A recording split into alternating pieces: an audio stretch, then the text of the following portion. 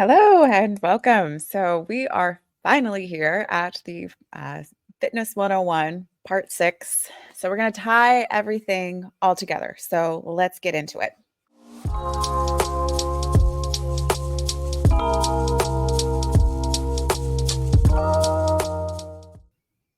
Okay, so let's talk about putting it all together. So, we're going to talk about creating a personalized strength training plan, balancing strength training, cardio, and rest. How do we do all these things, and setting realistic goals and tracking your progress. When you're creating a personalized strength training plan, like we kind of talked about in the beginning, and go all the way back, you set your goals, make sure that they're attainable. Are they smart? Are you setting timelines? Are you having things that are achievable? Are they specific? All of these things are very important. And then your fitness level, you need to take this into account, where you're starting from. Where you are is where you are. Just accept it. It's okay. From here, you're going to get better. Only way but up. Making sure that you're taking into account your personal preferences. If you try and force yourself to start a program, type of exercise, or anything that you hate, you won't stick with it. Most likely. Most people don't do that, right? So you need to find something that you enjoy and that you will do for a long time, because this is about lifetime fitness, not just about the next 12 weeks, right? Always focus on total body strength. We want to be strong head to toe. Especially as we get older, it's so important to have a really good range of motion and strength through that range of motion. And then exercise variation. And this is important not just for your mental aspect, as far as making sure you don't get burned out, but will also prevent injury. Those repetitive movements, like if all you do is running, you are going to get injured because all you're doing is running. If you're not doing corrective exercise, you're not doing mobility work, you're not doing strength training and other activities that help balance the body out, you're just asking to get injured. So it's good to vary your exercise, and will actually make you a better athlete in that area that you really love doing. So balancing strength training, cardio, and rest. Plan it out. If you have a plan in place, it's not all haphazard. First of all, you'll be more consistent. Set your time that you're going to do it, and it's an appointment that you cannot miss unless somebody is dying. And even then, they're going to the ER anyhow. What are you going to do? I'm kidding. Just kidding. So set it in your planner, make it a priority, make it work in your day. It's like going to work. Like, this is important. It's for you. It's one of the few things that you get to do in your day that is for you. And then execute on that plan. Adjust the plan if you need to, of course. Apparently execute again. I don't know. That might be a typo. And then repeat this process. And remember to think about seasons. So you're not going to be grinding super hard all year round. So think about a regular, like, even though you are not a professional athlete, think of your body like that of a professional athlete. You don't push yourself like you're in season year round. They don't do that, and you shouldn't be doing that either. I've seen people who have been doing that for a very long time. They've been doing crazy amounts of cardio and restrictive dieting for years. And then they're wondering, especially when they reach perimenopause, why all of a sudden it's not working, they're actually gaining weight. Well, you never gave your body a break. Your life is super stressful. You're probably not eating as well as you think you are, or you're not eating very well. You're having a lot of sugar cravings and you're succumbing to those, and you're not sleeping well enough. So there's a lot of things working against you. So it is important to remember that we're going to have seasons, and it is good to periodize your training so that you're giving your body an opportunity to rest. So like every 6 or 8 weeks, it's good to take a deload week. What a deload week is, and then let's see if we get to this too, but I'm going to talk about it here anyhow, is when you cut your volume in half, as far as the amount of weight that you're lifting, or the number of reps you're doing, or the number of sets you're doing, or you just do active recovery for a week. You might need to play around with it to see how your body responds, because sometimes a week off for some people, they do great. For other people, if they take a full week off like that and just do like walking and things, they will come back weaker and they don't like that feeling. So just kind of play around with it. Some people just need to like drop the weight by 50%, do that for a week, and then come back into another training cycle.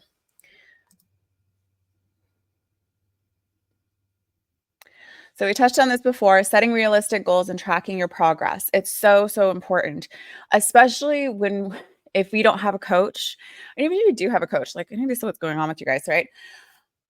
When you have measurements, body measurements and scale, if we're doing the scale, and seeing, what are you lifting? How much are you lifting? Is it going up over time? Are you getting stronger?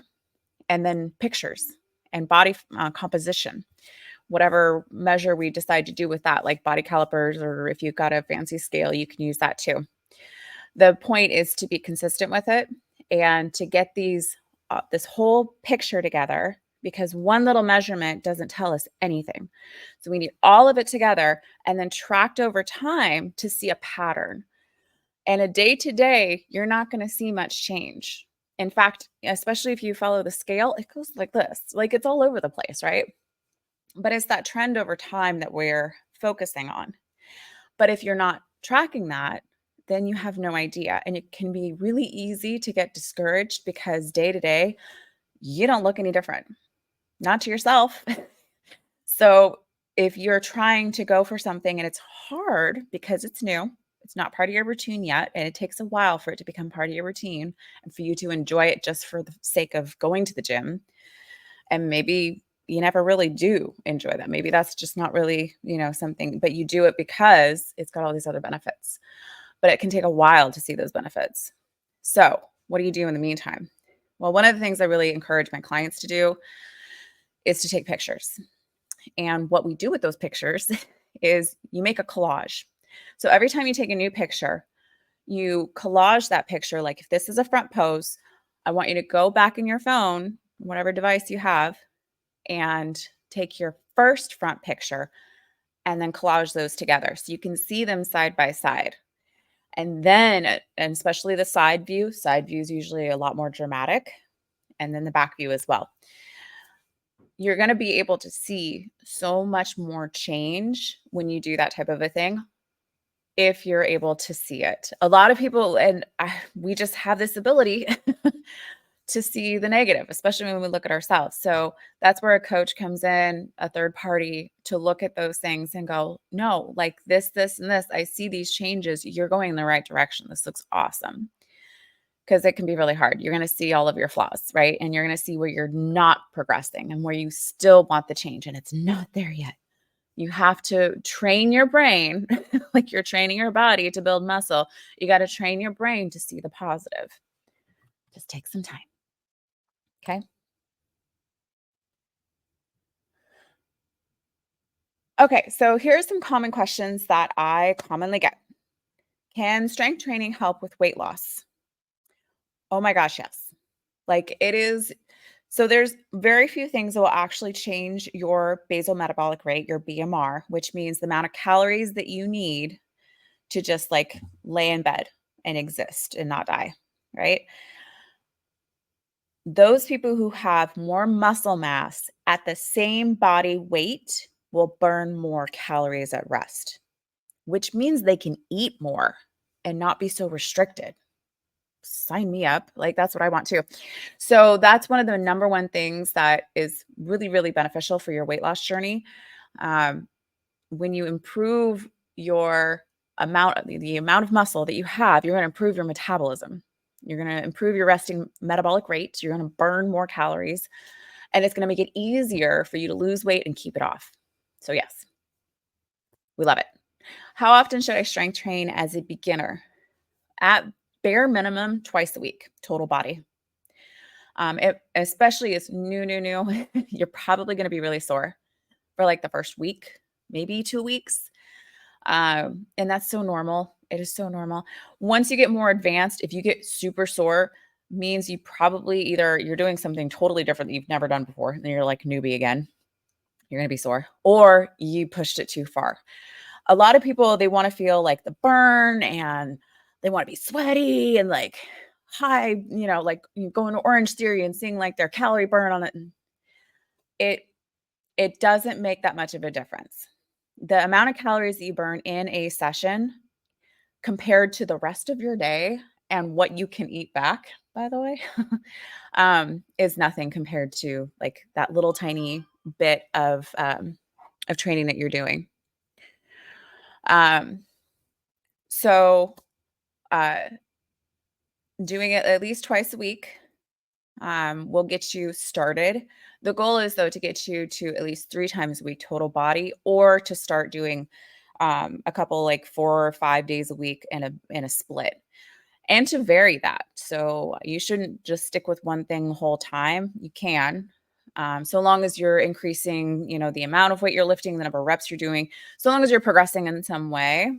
But a lot of people can't stick with that for forever, do the exact same exercises every single day. Some people love that, and that's just their jam because they don't have to think about it. They just come in and do the same thing. They just push a little bit more each time, and that's fine too.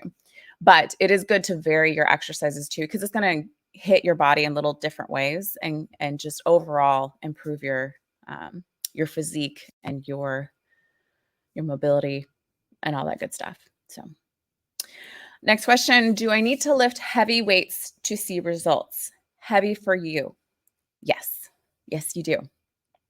Doing these little 2-pound dumbbells, and Pilates is like really notorious for this. They do super, super high reps with very, very light weight, and it burns the muscle. It is a different type of exercise that I love. I love Pilates. And I'm not saying you shouldn't do Pilates. I love it, and if you love it, do it. But there's also a place for heavy lifting. And we're actually very strong as like humans, as mammals, we're actually very strong. So if we don't use that ability, things like osteoporosis risk goes up. Those little 2-pound dumbbells are not going to prevent osteoporosis, guys. It will kind of slow down the process of you getting there. But if you really want to build your bones really strong, and you really want to build the physique that you want, that lean, tight look, especially as we're getting older. I had somebody talk about the bat wings, underneath here. Muscles, girls. Muscles will fill that in, especially as we're losing weight. It will fill in so you're not flat and flabby like skinny fat. But you need to lift heavy in order to do that. Heavy for you. So that means that you're like 80%, upwards of 90%. I don't necessarily ever need you to go to like true failure unless you have somebody there with you to help like move the weight for you, especially on like those big compound lifts with the barbell. We really don't want you to go to failure because you could seriously hurt yourself. But going really close gives that stimulus to the muscle to change. And it takes a lot of stimulus. Think about anything that you've tried to do to like improve yourself. The muscles are the same. You really have to push them in order for them to go, oh, okay. So next time when she does this, we need to be ready. Okay. And that's where the recovery comes in. I love this one. Next question. Will strength training make me bulky? No, ma'am. It will not make you bulky. It will make you lean, tight, athletic looking. Fat makes you bulky. Okay. It takes, I wish I could build muscle that quickly. Are you kidding me? It took me years to get my little tiny baby delts. Okay. And I'm trying to step up on stage doing bodybuilding competitions. And it's taking me years of dedication and hard work and eating right and being very like on it and diligent and really lifting very heavy, like to the extreme, and some not all the time, obviously, but it takes a long time, especially for women, to build muscle. And like we just don't have the genetics. We don't have the testosterone level that men do to build like that. Some women do build a little bit easier than others. There's genetics in there too. But it will 1,000% not make you bulky. It will make you lean, healthy, amazing looking. Okay. So next question, what if I have pre-existing health conditions or injuries? So also in the beginning, we talked about making sure that you get proper clearance from your doctor. If you have any pre-existing heart issues, those need to be evaluated and you need to be cleared. Any lung issues also need to be evaluated, asthma, COPD, anything like that. If you're a smoker, stop smoking. Stop it. Any kind of smoking, by the way. I don't care if it's marijuana or tobacco. Smoking is the smoke is a carcinogen. So it needs to be cut out. It will shorten your lifespan and cause health problems. Um, and then as far as any like musculoskeletal injuries, if it's old and chronic, we work around it. If it's new and acute, we need to see what's going on there and make sure that, so definitely get that evaluated. If you have a new injury, especially if it's a traumatic injury or something like that, like your shoulder is really hurting and you can't even lift it, you need to have that evaluated. So I would avoid doing anything with that shoulder. So, and that was the other thing I want to talk about too. Just because you have an injury doesn't mean you stop doing everything. That is actually the worst thing that you can do. We used to tell you rest, ice, compression, elevation. I still am quite a fan of all of those things, but the rest has really changed. Rest the area and do gentle, as tolerated range of motion, but do not rest the rest of the body. If you're able to continue to move, you should keep moving because it will actually help the recovery process. Circulation is really important. And when we sit, we stagnate. Okay. It increases the risk of blood clots and it will also just slow down the recovery period. We need to move in order to get the lymphatic fluid, which is like our, I don't know if I want to call it like the sewage system, but it's super important. And the vascular system and everything to get that pumping and moving. We are built to move. And when we sit, that's why they say sitting is the new smoking. The more we're sedentary, the worse it is. So even if you're injured, you just back off. Don't aggravate that area. Really, really, decrease the amount of strain on that area, but keep whatever range of motion you do have. Do some physical therapy. You can even look up some physical therapy stuff. I'm not saying that. You should go see a physical therapist and be evaluated officially, and work on getting yourself back into shape there. And of course, if there is a more severe injury, then you'll need to see an orthopedic and be evaluated there. A goal without a plan is just a wish.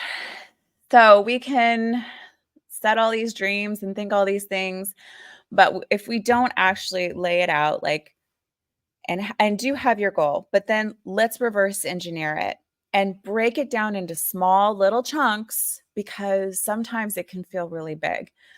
Sometimes you have 10 pounds to lose. Sometimes some people have 100 pounds to lose.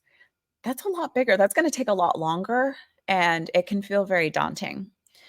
So breaking these things up into smaller pieces really helps, reverse engineering it, and then executing on that plan. And knowing that you're not going to get it right the first time, the first, second time, third, fifth. You're going to continue to have to adjust these things and figure out what works for you. And every season is going to be a little bit different. What you do in summertime is different than what you do in wintertime. I'm sure you've already noticed that. So when life gets busier or something happens in your life, you have to adjust.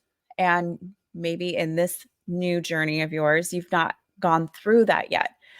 But look back through your life, and I'm sure you'll see and you'll realize that you have the capability to do this. You've come this far in your life. You have done hard things. If you are here, I know you have done hard things.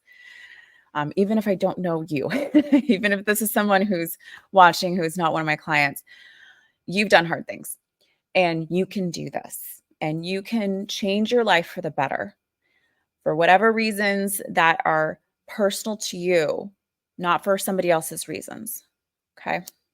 I believe in you. So understand your baseline fitness, practice ideal form, video, record yourself and have somebody else who is a little bit more experienced than you. They don't have to be like a world-class personal trainer or anything. Someone who goes to the gym a lot. They'll be able to help you. Or you can send it to me. Progressive overload, super important. Yes, you do need to lift heavy. And nutrition, so important. Recovery, so important. That's where we actually build muscle, is after we're done working out. You break the body down in the gym and you recover afterwards. So if we don't have the recovery aspect of it, guess what? You're just breaking down. And then you're going to pay for that, right? Believe in yourself, be persistent, and don't let anyone break your confidence. Surround yourself with people who believe in you. And if you have a hard time finding those people, go online and find support groups and find other people who are going on a similar journey. Instagram is really great for that. If you want to find someone like, look up transformation, body transformations or whatever, you will find other women and even men on there who have really gone through it. And they share their story, which I think is amazing because it shows that it's possible. Like, these are normal people and they just decided, I'm doing something about this and it's going to be hard, but I'm doing this. You can do this too. So consistency, celebrate small wins along the way, keep track of before and after and during measurements and process, and reflect on these often. So thank you so much. And apparently that slide didn't get filled out. So, all right. Thank you so much for joining me. We're going to go back here. Hi. If you would like more from Antigravity Wellness, definitely subscribe, like, comment, all those things. If you're within my community already, I love you. And I thank you so much for joining me. If you have any questions, you can either send a message through here, a comment, or you can send them, if you're a client, you can send a message to the chat if you have any questions about anything. And I will see you on the next video. Bye.